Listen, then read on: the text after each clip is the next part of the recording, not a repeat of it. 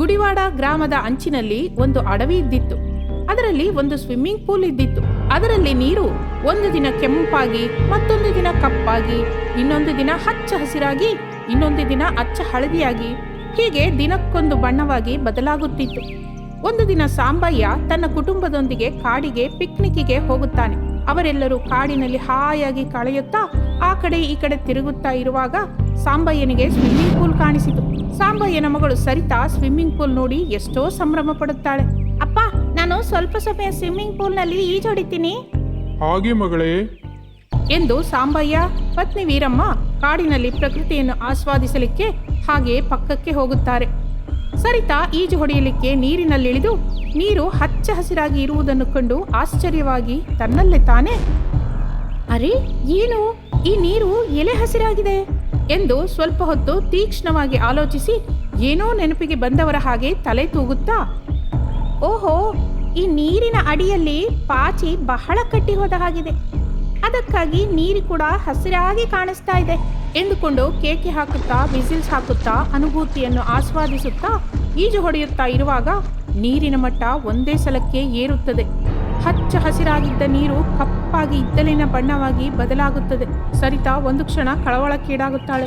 ಅರೆ, ಏನಿದು? ಏನ್ ನಡೀತಾ ಇದೆ? ಹಸಿರಾಗಿದ್ದ ನೀರು ಹಾಗೆ ಕಪ್ಪಾಗಿ ಇದ್ಲಿನ ಬಣ್ಣ ಬದಲಾಗಿದ್ದು ಹೇಗೆ? ನೀರಿನ ಮಟ್ಟ ಕೂಡ ಹೆಚ್ಚಾಗಿದೆ, ಇದು ಹೇಗೆ ಸಾಧ್ಯ ಎಂದು ಆಲೋಚಿಸುತ್ತಾ ಇರುವಾಗ ಕಪ್ಪಾಗಿ ಇದ್ದಲಿನ ಬಣ್ಣದಲ್ಲಿದ್ದ ನೀರು ಕೆಂಪಾಗಿ ರಕ್ತವರ್ಣಕ್ಕೆ ತಿರುಗುತ್ತದೆ.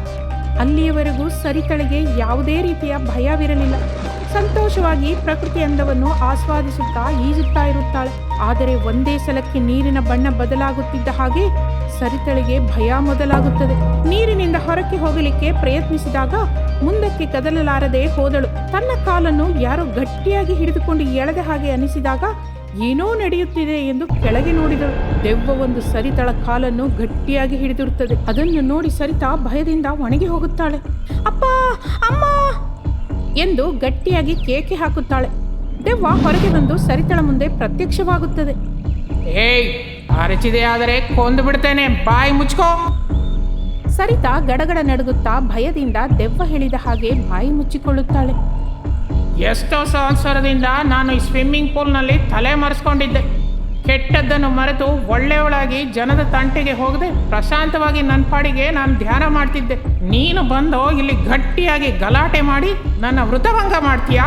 ನಾನು ಏನು ಮಾಡ್ತೀನೋ ನೋಡು ಎಂದು ಎರಡು ಕೈಯಲ್ಲಿ ಸ್ವಿಮ್ಮಿಂಗ್ ಪೂಲ್ನಲ್ಲಿರುವ ನೀರನ್ನು ತೆಗೆದುಕೊಂಡು ಕಣ್ಣು ಮುಚ್ಚಿಕೊಂಡು ತನ್ನಲ್ಲೇ ತಾನು ಏನೋ ಮಂತ್ರಗಳು ಹೇಳಿ ಆ ನೀರನ್ನು ಸರಿತಳ ಮೇಲೆ ಚೆಲ್ಲುತ್ತಾಳೆ. ಸರಿತಳ ದೇಹವೆಲ್ಲ ಸ್ವಿಮ್ಮಿಂಗ್ ಪೂಲ್ನ ನೀರಿನ ಹಾಗೆ ಕ್ಷಣಕ್ಕೊಂದು ಬಣ್ಣದಲ್ಲಿ ಬದಲಾಗುತ್ತದೆ. ಪ್ರಜ್ಞೆ ಹೋಗುತ್ತದೆ. ಸರಿತಳನ್ನು ಎತ್ತಿ ಹೊರಗಡೆ ಹಾಕಿ ಸ್ವಿಮ್ಮಿಂಗ್ ಪೂಲ್ ಒಳಗೆ ಹೋಗುತ್ತದೆ. ಸ್ವಿಮ್ಮಿಂಗ್ ಪೂಲ್ನ ಬಳಿಗೆ ಬಂದ ಸಾಂಬಯ್ಯ ವೀರಮ್ಮ ಸರಿತಾ ಉಸಿರಾಡದೆ ಮಲಗಿದ್ದನ್ನು ನೋಡಿ ಓಡೋಡಿ ಅವಳ ಹತ್ತಿರ ಹೋಗಿ ಅವಳನ್ನು ಉಡಿಯಲ್ಲಿ ತೆಗೆದುಕೊಂಡು, ತಾಯಿ, ಏನಾಯ್ತಮ್ಮ ನಿನಗೆ? ಯಾಕೆ ಹೀಗೆ ಇಲ್ಲಿ ಬಿದ್ದಿದ್ಯಾ? ಕಣ್ಣು ತೆಗೆದು ನೋಡು. ಆದರೆ ಎಷ್ಟು ಹೇಳಿದರೂ ಸರಿತಾ ಕಣ್ಣು ಬಿಡದೆ ಇರುವುದನ್ನು ನೋಡಿ ಏನಾಯಿತೋ ಎಂದು ಅರ್ಥವಾಗದೆ ತನ್ನ ಮಗಳಿಗೆ ಜರುಗಿದ ಗತಿ ನೋಡಿ ಸಾಂಬಯ್ಯ ವೀರಮ್ಮ ಬೋರನೆ ಅಳುತ್ತಾರೆ. ಪದೇ ಪದೇ ತಟ್ಟಿದ್ದರಿಂದ ಎಚ್ಚರವಾಗಿ ಎದ್ದು ಕುಳಿತುಕೊಳ್ಳುತ್ತಾಳೆ ಸರಿತಾ. ಸಾಂಬಯ್ಯ ವೀರಮ್ಮ ಸಂತೋಷಿಸುತ್ತಾರೆ. ಸರಿತಳನ್ನು ಕರೆದುಕೊಂಡು ಮನೆಗೆ ಹೋಗುತ್ತಾರೆ. ಕೆಲ ದಿನಗಳ ನಂತರ ಒಂದು ದಿನ ಅರ್ಧರಾತ್ರಿ ಸಮಯದಲ್ಲಿ ಎಚ್ಚರವಾದ ಸಾಂಬಯ್ಯ ಅಲ್ಲಿ ತನ್ನ ಮಗಳು ಇಲ್ಲದಿರುವುದನ್ನು ನೋಡಿ, ಇಷ್ಟು ರಾತ್ರಿಯಲ್ಲಿ ನನ್ನ ಮಗಳು ಎಲ್ಲಿಗೆ ಹೋಗಿದ್ದಾಳೆ ಎಂದು ಮನೆಯ ಹೊರಗೆ ಬಂದು ನೋಡಿದಾಗ ಕೆಂಪು, ಕಪ್ಪು, ಹಳದಿ, ಹಸಿರು, ನೀಲೆ ಹೀಗೆ ವಿಧ ವಿಧವಾದ ಬಣ್ಣದಲ್ಲಿರುವ ಪಾದಗಳ ಗುರುತು ನೋಡಿ ಅವುಗಳನ್ನು ಅನುಸರಿಸಿ ಸ್ವಿಮ್ಮಿಂಗ್ ಪೂಲ್ನ ಹತ್ತಿರ ಬಂದು ಸೇರಿಕೊಂಡನು. ಸಾಂಬಯ್ಯ ತನ್ನ ಮಗಳು ಅಲ್ಲಿ ಜೀವವಿಲ್ಲದ ಶವದ ಹಾಗೆ ಇದ್ದು ರಕರಕವಾದ ಬಣ್ಣದಲ್ಲಿ ಆಕೆಯ ಶರೀರ ಬದಲಾಗುತ್ತಿದ್ದುದನ್ನು ನೋಡಿ ಆಶ್ಚರ್ಯ ಹೋಗುತ್ತಾನೆ. ಅಯ್ಯೋ, ಏನಾಗಿದೆ ನನ್ನ ಮಗಳಿಗೆ? ಯಾರು ಈ ದಾರುಣ ಕೆಲಸ ಮಾಡಿದ್ದು? ಮರ್ಯಾದೆಯಾಗಿ ನನ್ನ ಮುಂದೆ ಬನ್ನಿ ಎನ್ನುತ್ತಾ ತನ್ನ ಮಗಳ ಹಾಗೆಯೇ ಬದಲಾಗುತ್ತಿರುವ ಸ್ವಿಮ್ಮಿಂಗ್ ಪೂಲ್ನಲ್ಲಿರುವ ನೀರನ್ನು ನೋಡಿ ರಂಗು ರಂಗಿನಲ್ಲಿ ಬದಲಾಗುತ್ತಿರುವುದನ್ನು ನೋಡಿ ಅವನು ಓದಿದ ಪುಸ್ತಕದಲ್ಲಿರುವ ಕಥೆಯೊಂದು ನೆನಪಿಸಿಕೊಳ್ಳುತ್ತಾನೆ. ಸಾಂಬಯ್ಯನದು ಮಾಮೂಲಿ ಓದೆ ಆದರೂ ಅವನಿಗೆ ಕಥೆಯ ಪುಸ್ತಕಗಳನ್ನು ಓದುವುದೆಂದರೆ ಬಹಳ ಇಷ್ಟ. ಪ್ರತಿದಿನ ರಾತ್ರಿ ಮಲಗಲಿಕ್ಕೆ ಮೊದಲು ತರತರವಾದ ಕತೆ ಪುಸ್ತಕಗಳನ್ನು ಓದುತ್ತಿದ್ದನು. ಹಾಗೆ ಅವನು ಓದಿದ ಪುಸ್ತಕದಲ್ಲಿ ಬಣ್ಣ ಬದಲಿಸುವ ನೀರಿನ ದೆವ್ವವೊಂದು ಇರುವುದು ಅವನು ಓದಿದ ಹಾಗೆ ಗುರ್ತಿಗೆ ಬಂದಿತು. ಖಚಿತವಾಗಿ ಈ ಸ್ವಿಮ್ಮಿಂಗ್ ಪೂಲ್ನಲ್ಲಿ ಆ ದೆವ್ವವಿರುವ ಸಾಧ್ಯತೆ ಇದೆ. ಹೇಗಾದರೂ ಅದರ ಕೈಯಿಂದ ನನ್ನ ಮಗಳನ್ನು ಕಾಪಾಡ್ಕೋಬೇಕು ಎಂದು ಉಪಾಯಕ್ಕಾಗಿ ಆಲೋಚಿಸುತ್ತಾನೆ. ಯಾವುದೋ ಒಂದು ಉಪಾಯ ಹೊಳೆದ ಹಾಗೆ ಓಡಿಕೊಂಡು ಹೋಗಿ ಪೆಟ್ರೋಲ್ ಅನ್ನು ತೆಗೆದುಕೊಂಡು ಬಂದು ಸ್ವಿಮ್ಮಿಂಗ್ ಪೂಲ್ಗೆ ಹಾಕಿ ಬೆಂಕಿ ಹಚ್ಚಿದನು. ಆ ಬಿಸಿ ತಾಳಲಾರದೆ ಕೇಕೆ ಹಾಕುತ್ತಾ ಆ ದೆವ್ವ ಹೊರಗೆ ಬಂದಿತು. ಅದನ್ನು ನೋಡಿದ ಸಾಂಬಯ್ಯ, ಮರ್ಯಾದೆಯಾಗಿ ನನ್ನ ಮಗಳಿಗೆ ನೀನು ಹಾಕಿದ ಮಂತ್ರ ಹಿಂದೆ ತೆಗೆದುಕೋ, ಇಲ್ಲ ಅಂದ್ರೆ ಈ ಪೆಟ್ರೋಲ್ ಅನ್ನು ನಿನ್ನ ಮೇಲೆ ಹಾಕಿ ಬೆಂಕಿ ಹಚ್ತೇನೆ, ನೀನು ಬೂದಿಯಾಗಿ ಹೋಗ್ತೀಯಾ ಎಂದು ಆ ಪೆಟ್ರೋಲ್ ಅನ್ನು ಆ ದೆವ್ವದ ಮೇಲೆ ಹಾಕಲಿಕ್ಕೆ ಪ್ರಯತ್ನಿಸಿದಾಗ, ಬೇಡ ಬೇಡ, ನಿನ್ ಮಗಳಿಗೆ ಹಾಕಿದ ಮಂತ್ರ ಕಿತ್ತೊಗೊಳ್ತೀನಿ, ನನ್ ಬಿಟ್ಬಿಡು ಎಂದು ಆ ಸ್ವಿಮ್ಮಿಂಗ್ ಪೂಲ್ನ ದೆವ್ವ ಕೈಯಲ್ಲಿ ನೀರನ್ನು ತೆಗೆದುಕೊಂಡು ಏನೋ ಮಂತ್ರಗಳನ್ನು ಓದಿ ಅದನ್ನು ಸರಿತಳ ಮೇಲೆ ಚೆಲ್ಲುತ್ತದೆ. ಸರಿತಾ ಮಾಮೂಲಿಯಾಗಿ ಬದಲಾಗುತ್ತಾಳೆ. ತನ್ನ ಮಗಳು ಮಾಮೂಲಿಯಾಗಿ ಬದಲಾಗಿದ್ದಕ್ಕೆ ಸಾಂಬಯ್ಯ ಎಷ್ಟೋ ಸಂತೋಷಿಸುತ್ತಾನೆ. ಪ್ರೇಮದಿಂದ ಮಗಳನ್ನು ಎದೆಗೆ ಆನಿಸಿಕೊಳ್ಳುತ್ತಾನೆ. ಮತ್ತೆ ಇಲ್ಲಿ ಕಾಣಿಸಿದರೆ ನಾನು ಹೇಳಿದ ಹಾಗೆ ಮಾಡ್ತೀನಿ, ಮರ್ಯಾದೆಗೆ ಹೋಗು ಇಲ್ಲಿಂದ ಎಂದು ಸಾಂಬಯ್ಯ ಅಂದಿದ್ದರಿಂದ ದೆವ್ವ ಅಲ್ಲಿಂದ ಓಡೋಡಿ ಹೋಗುತ್ತದೆ. ಸಾಂಬಯ್ಯ ತನ್ನ ಮಗಳನ್ನು ಕರೆದುಕೊಂಡು ಮನೆಗೆ ಹೋಗುತ್ತಾನೆ. ರಾಕೇಶ್ ರಿಯಲ್ ಎಸ್ಟೇಟ್ ವ್ಯಾಪಾರ ಮಾಡ್ತಾ ಇರ್ತಾನೆ. ರಾಕೇಶ್ ಸಿನ್ಸಿಯಾರಿಟಿ ಇಷ್ಟ ಆಗಿ ಅವರ ಬಾಸ್ ಆತನ ಮಗಳನ್ನ ಕೊಟ್ಟು ಮದುವೆ ಮಾಡಬೇಕು ಅಂತ ನಿರ್ಣಯ ತಗೊಂಡ. ರಾಕೇಶ್ ತುಂಬ ಸಂತೋಷ ಪಡ್ತಾನೆ. ಯಾವತ್ತಿನಂತೆ ರಾಕೇಶ್ ಕೆಲಸ ಮುಗಿಸ್ಕೊಂಡು ರಾಕೇಶ್ ಬೈಕ್ಲಿ ಬರ್ತಾ ಇದ್ದಾಗ ಸಡನ್ ಆಗಿ ಬೈಕ್ ಟೈರ್ ಪಂಚರ್ ಆಯಿತು. ಅರೆ, ಈ ಟೈರ್ ಈಗಲೇ ಪಂಚರ್ ಆಗಬೇಕಾ? ಈಗ ಹೇಗೆ ಮನೆಗೆ ಹೋಗಲಿ ನಾನು ಅಂತ ಸುತ್ತ ನೋಡಿದ. ಆ ಕತ್ಲು ಎಷ್ಟೋ ಭಯಂಕರವಾಗಿ ಅನ್ನಿಸ್ತು. ಆಗ ಆತನಿಗೆ ಕೆಲವು ಮಾತುಗಳು ಕೇಳಿಸಿದವು. ರಾಣಿ, ನೀನಂದ್ರೆ ನನಗಿಷ್ಟ, ನಿನಗೋಸ್ಕರ ನಾನು ಏನು ಬೇಕಾದರೂ ಮಾಡ್ತೀನಿ. ನೀನಿಲ್ದಿದ್ರೆ ನನ್ನ ಜೀವನ ನರ್ಕ, ನೀನಿದ್ರೆ ನನ್ನ ಜೀವನ ಸ್ವರ್ಗ. ನಿನಗೋಸ್ಕರನೇ ಈ ಜೀವನ, ಎಷ್ಟು ದಿನ ಆದರೂ ಕಾಯ್ತೀನಿ ನೀನು ಬರೋದಕ್ಕೋಸ್ಕರ ಅನ್ನೋ ಮಾತುಗಳು ಕೇಳಿಸಿದವು. ನನಗೆ ಮಾತುಗಳು ಎಲ್ಲೋ ಕೇಳಿಸಿರೋ ಹಾಗಿದೆಯೇ ಅಂತ ಸುತ್ತ ನೋಡಿದ. ಮಾತುಗಳು ಮಾತ್ರನೇ ಕೇಳಿಸ್ತಿದೆ, ಯಾರೂ ಕಾಣಿಸ್ತಿಲ್ಲ ಅಂತ ಸುತ್ತ ನೋಡಿ ಯಾರೂ ಕಾಣಲಿಲ್ಲ ಅಂತ ಬೈಕ್ನ ಓಡಿಸ್ಕೊಂಡು ಹೊರಟೋಗ್ತಾನೆ. ಆದರೆ ಅಲ್ಲೇ ಒಂದು ಮರದ ಹತ್ರ ದೆವ್ವ ಇದೆ ಅನ್ನೋ ವಿಷಯ ರಾಕೇಶ್ಗೆ ಗೊತ್ತಾಗಲ್ಲ. ಮರುದಿನ ರಾಕೇಶ್ ಕಸ್ಟಮರ್ಗೆ ಲ್ಯಾಂಡ್ ನೋಡ್ಸೋಕ್ಕೆ ಹೋಗ್ತಿದ್ದಾಗ ಆ ಸ್ಥಳದಲ್ಲಿ ರಂಗೋಲಿ ಹಾಕಿ ಅಲ್ಲಿ ಮಂತ್ರ ಹಾಕಿರೋ ನಿಂಬೆ ಹಣ್ಣಿಟ್ಟು ಕೆಂಪು ಮೆಣಸಿನ್ಕಾಯಿ, ಅರ್ಶಿಣದ ಬಟ್ಟೆ, ಕುಂಕುಮ ಅಲ್ಲಿರೋದ್ರಿಂದ ಅದನ್ನು ನೋಡಿ ಭಯ ಪಟ್ಕೊಂಡ ಕಸ್ಟಮರ್, ಅಯ್ಯ ಏನಯ್ಯ ಇದು, ಇಂಥ ದರಿದ್ರವಾದ ಲ್ಯಾಂಡ್ ತೋರಿಸ್ತಿದ್ಯಾ ನೀನು? ನಿನ್ನ ಲ್ಯಾಂಡು, ನಿನಗೊಂದು ನಮಸ್ಕಾರ ಅಯ್ಯ ಅಂತ ಅಲ್ಲಿಂದ ಹೊರಟೋದ. ಯಾವತ್ತಿನಂತೆ ಆ ದಿನ ರಾಕೇಶ್ ಮನೆಗೆ ಹೋಗ್ತಿದ್ದಾಗ ಮತ್ತೆ ಬೈಕ್ ಟೈರ್ ಪಂಚರ್ ಆಯಿತು. ಅಸಲಿಗೆ ವ್ಯಾಪಾರ ಚೆನ್ನಾಗಾಗದೇ ಇರೋ ಅಂಥದ್ದು ಯಾವ ಕೆಲಸ ಮಾಡಿದ್ರೂ ನಷ್ಟ ನಡೀತಿರೋದ್ರಿಂದ ರಾಕೇಶ್ ಮನಸ್ಸೆಲ್ಲ ತುಂಬ ಆಂದೋಲನೆಯಾಗಿ ಯೋಚನೆಗಳಿಂದ ತುಂಬಿ ಹೋಗಿದೆ. ಆದರೂ ಈಗಲೇ ಪಂಚರ್ ಆಗಬೇಕಾ? ಏನಿದು, ಪ್ರತಿದಿನ ಈ ಜಾಗಕ್ಕೆ ಬರೋಷ್ಟರಲ್ಲಿ ಪಂಚರ್ ಆಗುತ್ತೆ. ಅಸಲು ಏನು ನಡೀತಿದೆ ನನ್ನ ಸುತ್ತ? ಈ ನಡುವೆ ಏನೂ ಸರಿ ಬರ್ತಿಲ್ಲ ಅನ್ಕೊಳ್ತಾ ಇದ್ದ.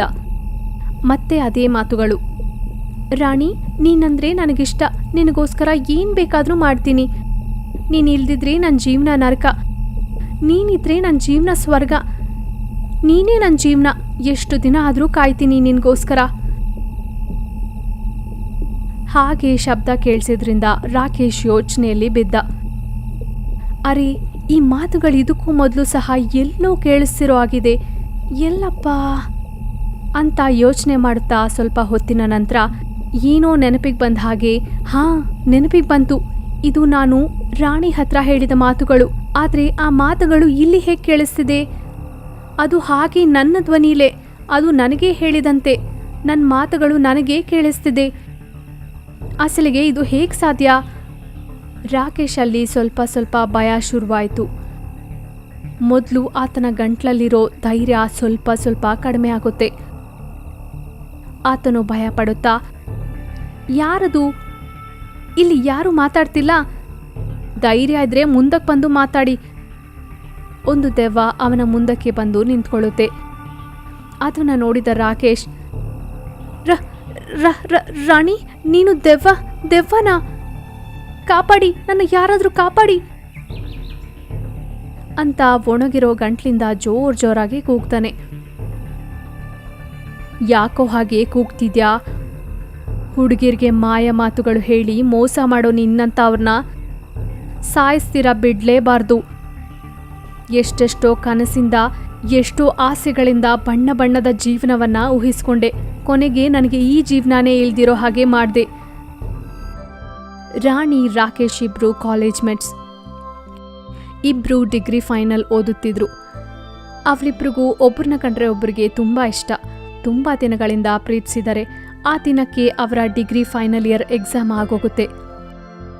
ರಾಕೇಶ್, ಈ 3 ವರ್ಷ ತುಂಬ ಚೆನ್ನಾಗಿ ಕಳೆದು ಹೋಯ್ತಲ್ವಾ? ಹೌದು ರಾಣಿ, ಅಸಲಿಗೆ ಟೈಮೇ ಗೊತ್ತಾಗ್ಲಿಲ್ಲ.